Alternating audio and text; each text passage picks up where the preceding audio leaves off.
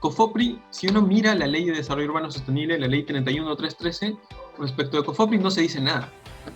Casi que no se dice nada respecto de COFOPRI, ¿ya?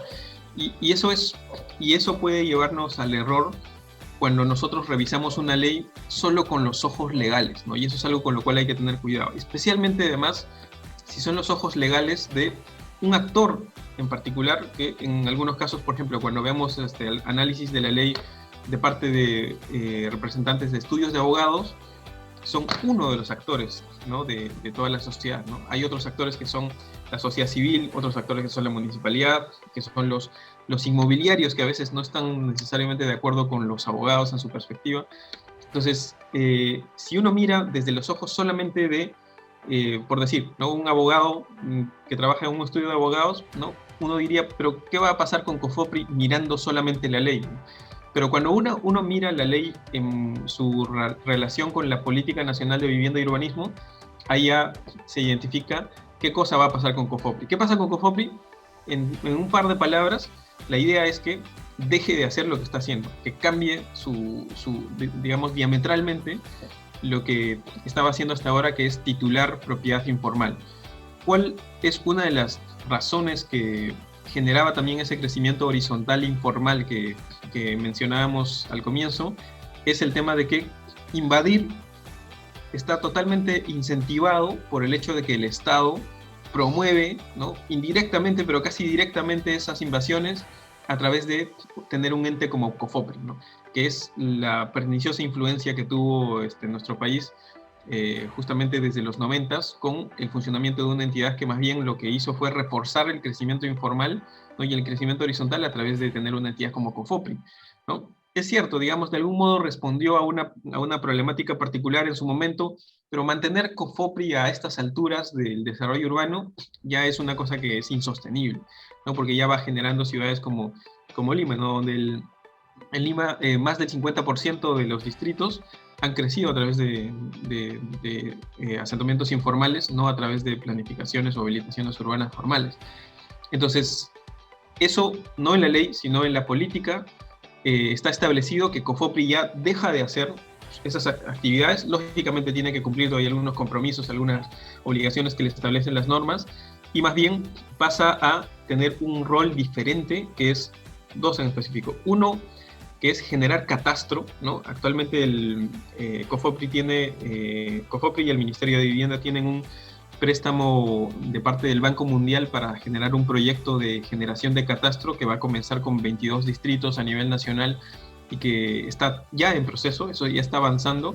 Entonces esa función de COFOPRI de generar catastro y que sea un catastro integrado y multifinalitario entre la SUNARP, las municipalidades, el Ministerio de Vivienda, etcétera, eso es una función muy fuerte y muy importante a donde se va a reconducir COFOPRI, y la titulación de propiedad informal probablemente se mantenga en la titulación de equipamiento y infraestructura pública, ¿no? Por ejemplo, si va a titular algo COFOPRI, y ya lo ha hecho en la última gestión, en la gestión de transición de la ministra Solángel Fernández, fue el tema de titular colegios, postas médicas, ¿no? Si algo va a utilizarse el know-how de COFOPRI de titular, que sea en eso, ¿no? Y no en generar mayor titulación de propiedad informal, que genera el círculo vicioso que da lugar al crecimiento informal que tenemos, ¿no?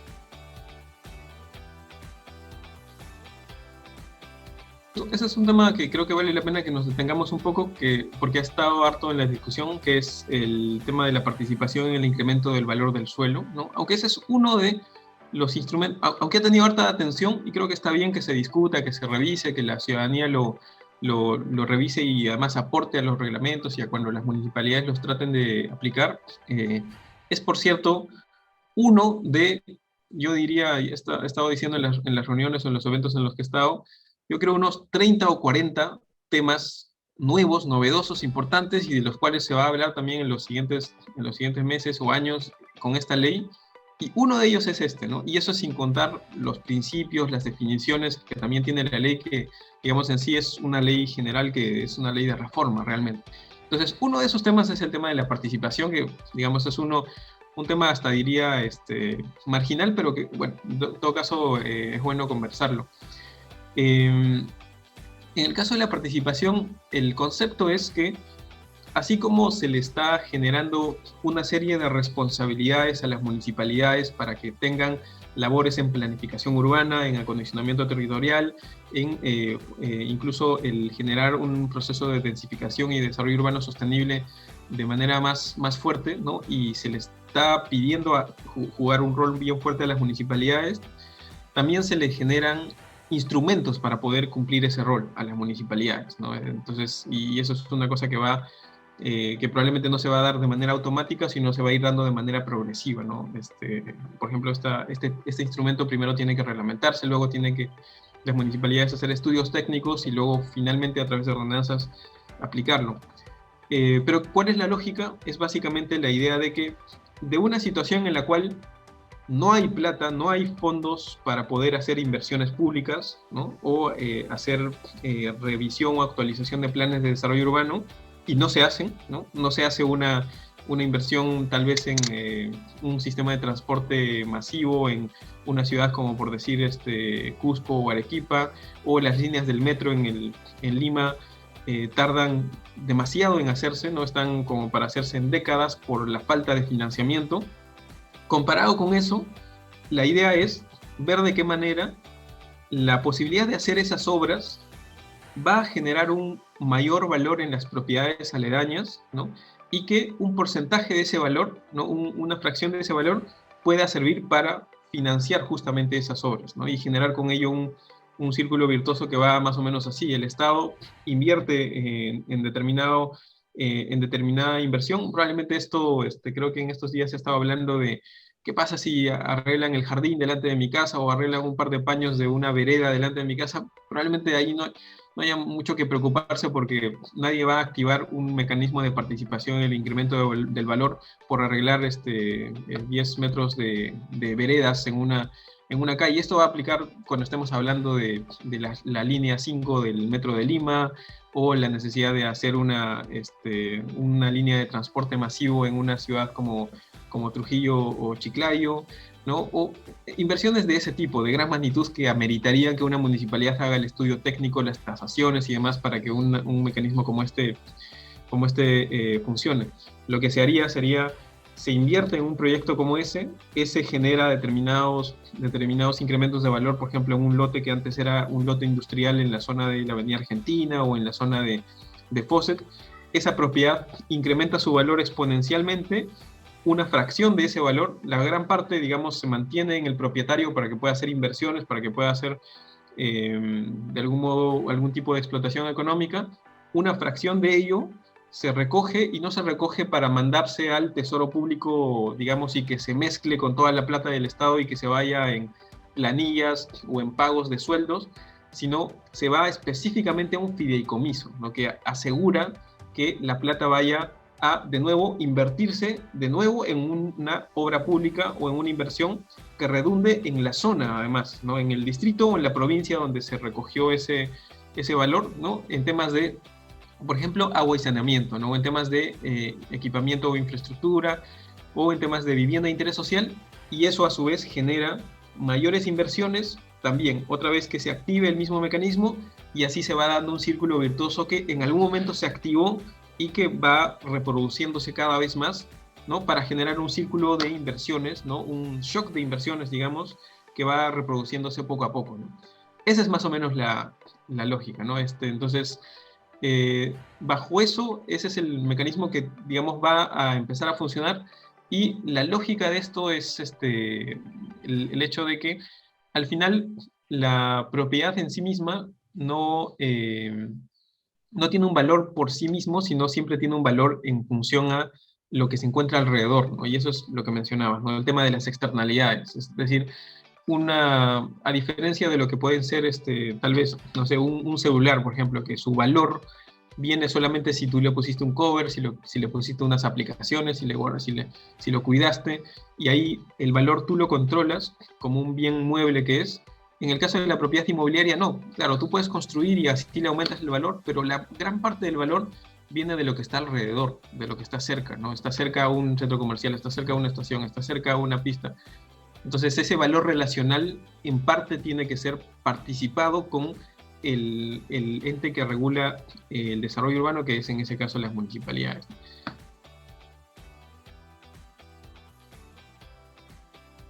Exactamente. Digamos, incluso si fuera un impuesto, además, es bueno, creo que es buena esa discusión que está habiendo, que muestra que, digamos, se está revisando la ley a través de la ciudadanía, o sea, digamos, más allá de los eventos que puede hacer el ministerio y demás, o el Congreso para hablar respecto de la ley, la propia ciudadanía ha empezado a revisarla y a hacer eventos y demás, entonces, eso creo que es algo positivo de por sí.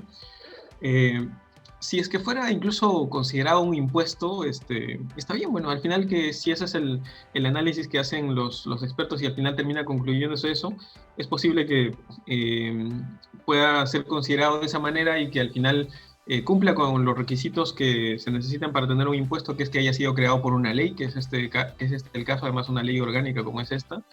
Y además cumplir con el tema de la reserva legal que se tiene, ¿no? Porque en este caso bien puede hacer la ley en haber dejado delegado algunos puntos para que sean regulados a través de o el reglamento o una ordenanza, que además, por cierto, sabemos que tiene rango de ley. Entonces, incluso si fuera el caso, me parece que no habría problema en que se aplique en ese sentido, ¿no?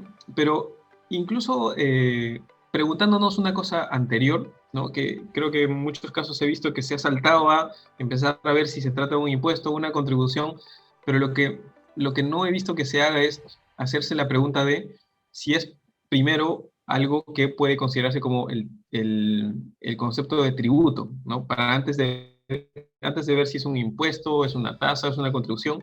Una primera pregunta que no he visto hacerse tanto a los que han estado opinando sobre esto es si es realmente un tributo, para empezar, ¿no?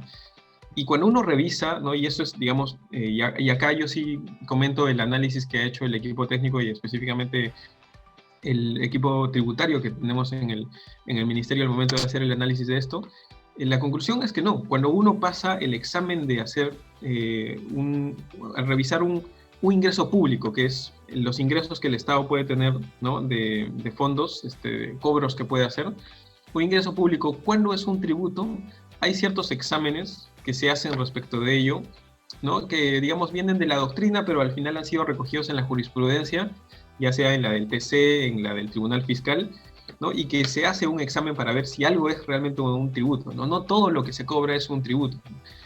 Y, y la conclusión es que no, digamos, lo primero que normalmente se revisa en ese tipo de exámenes, ya más entrando a lo jurídico, es qué cosa dice la ley, para empezar. Eso es lo primero que se suele revisar, ¿no? Y en este caso, ¿qué dice la ley? La ley no lo considera como un tributo, lo considera como un instrumento un instrumento urbanístico, ¿no? La sección de tributos está aparte, está en una sección aparte. Entonces, para empezar con eso, ya por ahí se cae el considerar un tributo, ¿no? Porque ese es el primer examen que se suele hacer, qué cosa le llama la ley que lo ha creado, ¿no? Incluso si no nos quedáramos en ese primer examen, sino pasáramos a un examen de la naturaleza de ese ingreso público, también hay distintos análisis que se hacen, ¿no? Que justo por ahí va a salir un artículo en el que también se va a recoger ese análisis a detalle, pero son del tipo del análisis siguiente. Cuando ha analizado esto la jurisprudencia, ha cogido, por ejemplo, uno de los tipos de análisis que ha cogido es ver si es que algún ingreso público entra dentro de lo que sería un impuesto, una contribución y una tasa, ¿no?